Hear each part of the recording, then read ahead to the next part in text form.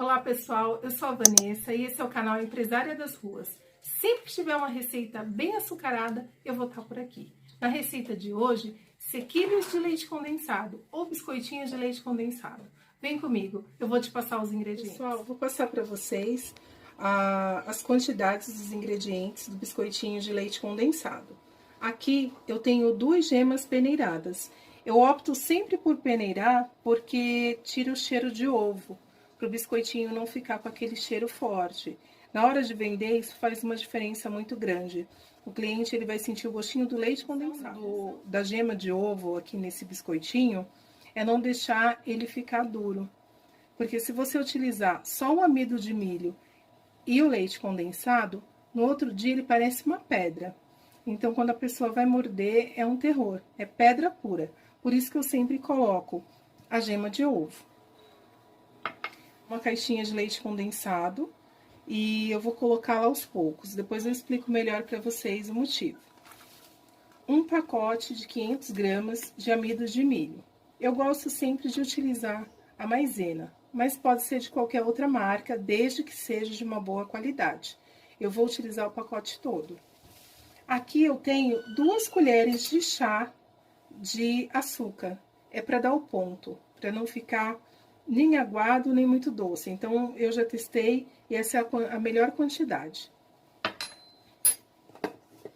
E eu vou utilizar também 4 colheres de sopa de margarina. Eu gosto de utilizar uma margarina com 80% de lipídio. Tem várias marcas, mas eu gosto mais de trabalhar com a Qualy. Se você der uma olhada no rótulo, aqui tem, ó, 80% de lipídios. É a melhor opção para você trabalhar na confeitaria, se você for utilizar margarina.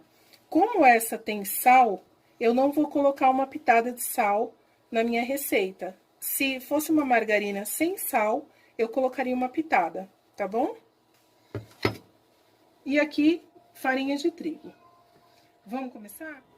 Acabei de colocar todo o meu pacote de maisena. Vou colocar as 4 colheres de sopa de margarina e 100 gramas de farinha de trigo.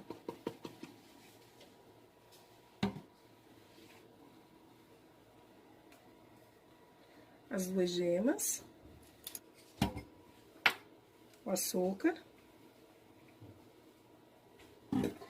E agora eu vou misturar tudo e colocar o leite condensado aos poucos. Agora eu vou misturar bem os ingredientes e começar a colocar o leite condensado.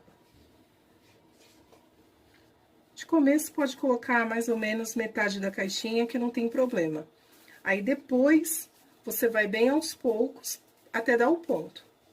Pode ser que sobre um pouquinho, não tem problema. Começa misturando com uma espátula. Se você quiser, pode começar também misturando com as mãos. Eu prefiro ir com a espátula e depois, quando estiver perto de dar o ponto, aí eu coloco as mãos. Pra mim é melhor assim.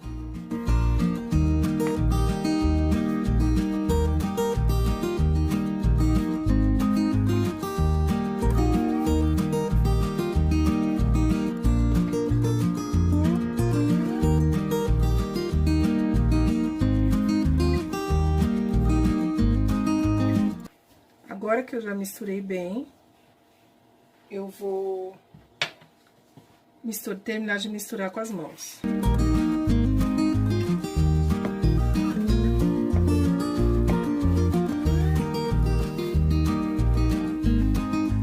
Misturando bem aqui os ingredientes, e o finalzinho da minha tigela tá um pouco enfarinhada, então eu vou colocar um pouco mais de leite condensado.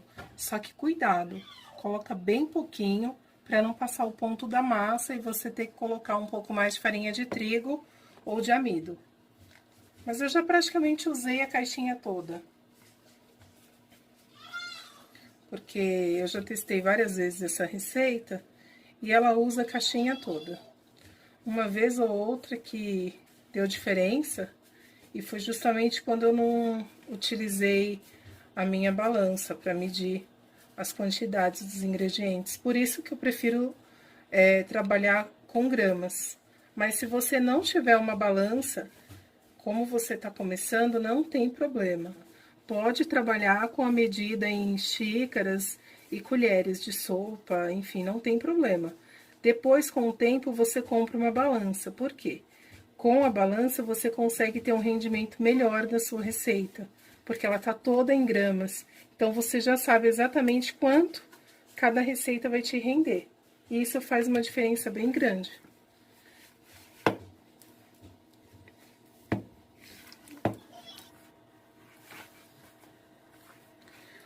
Chegamos aqui ao ponto da nossa massa. O que é importante você observar? Ela tá desgrudando das mãos, da tigela também. Tá uma massa super bonita. Se você perceber, eu acabei utilizando toda a embalagem de leite condensado. Se você perceber que ela ficou um pouco mais mole, não tem problema. Você acrescenta um pouco mais de farinha de trigo. Porque tem farinha de trigo que absorve um pouco mais de umidade.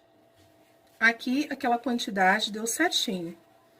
Vou pegar a massa aqui, olha como ela sai da tigela. Olha como a massa tá bonita e ela não tá melenta, ó, ela não tá colando nas mãos. Não precisa sovar muito. Não é uma massa para ficar sovando, porque o calor das mãos começa a derreter a margarina e já começa a alterar a textura. A nossa margarina, ela foi utilizada em ponto de pomada. Não utilize margarina gelada, é em temperatura ambiente. Você tira mais ou menos uns 30 minutos antes de começar a receita para poder trabalhar. A minha mão ela é bem quente, então se você observar, ela já começa a ficar brilhosa. Eu já vou jogar ela na tigela e já vou fazer as bolinhas. Aqui você pode ir fazendo bolinhas, e aí aqui é importante ter um padrão, se você vai vender. Bolas pequenas, você pode fazer assim, bolinhas. E depois, quando ela estiver na forma, você vai achatar ela com um garfo. Ou você pode também fazer rolinhos.